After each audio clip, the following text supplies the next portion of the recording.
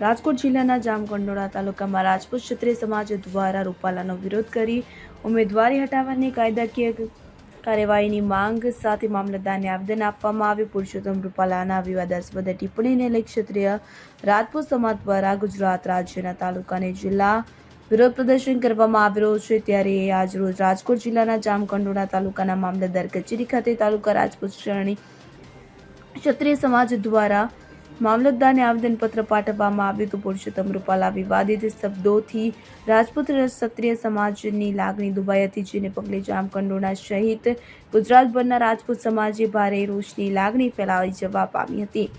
જામકંડોળા તાલુકા રાજપૂત ક્ષત્રિય સમાજ દ્વારા સમગ્ર મામલે રૂપાલાનો વિરોધ કરી એક મામલતદારને આવેદનપત્ર આપ્યું હતું. આવેદનમાં જણાવ્યું હતું કે રૂપાલાની ઉમેદવારી રદ કરવાની અને આચારસંહિતાના ભંગ બદલ કાયદેસરની કાર્યવાહી કરવામાં આવી તેવી રજૂઆત કરવામાં આવી.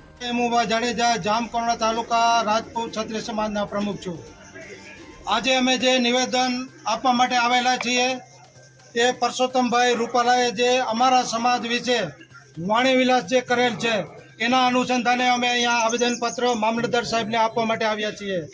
સાથ અમારે કોઈ રાજકીય બિન રાજકીય અથવા તો ભાજપ હોય કે અન્ય સમાજ હોય કે કોઈ વ્યક્તિ એની સાથે કાંઈ વાંધો નથી. માત્ર ને માત્ર પરસોત્તમભાઈ રૂપાલા સાથે વાંધો છે. જે અમારા સમાજ વિશે અભદ્ર ભાષાનો જેને ઉપયોગ કર્યો છે એના માટે જામકંડોળા તાલુકા રાજપૂત સમાજનું દુઃખ અને લાગણી દુઃખની આપણે દુઃખ વ્યક્ત કરી રહ્યું છે. સાથ પરસોત્તમભાઈ રૂપાલાની ટિકિટ રાજકોટ સીટ ઉપરથી રદ કરવામાં આવે એવી અમારા જામકંડોળા તાલુકા રાજપૂત સમાજની સતત માંગણી છે.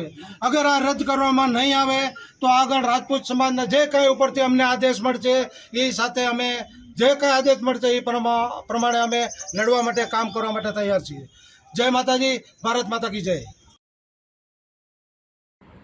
અલ્પેશ ત્રિવેદી દ્વારાજી. હવે જુઓ દેશ દુનિયાની તમામ ખબરો તમારી આંગળીના ટેરવે.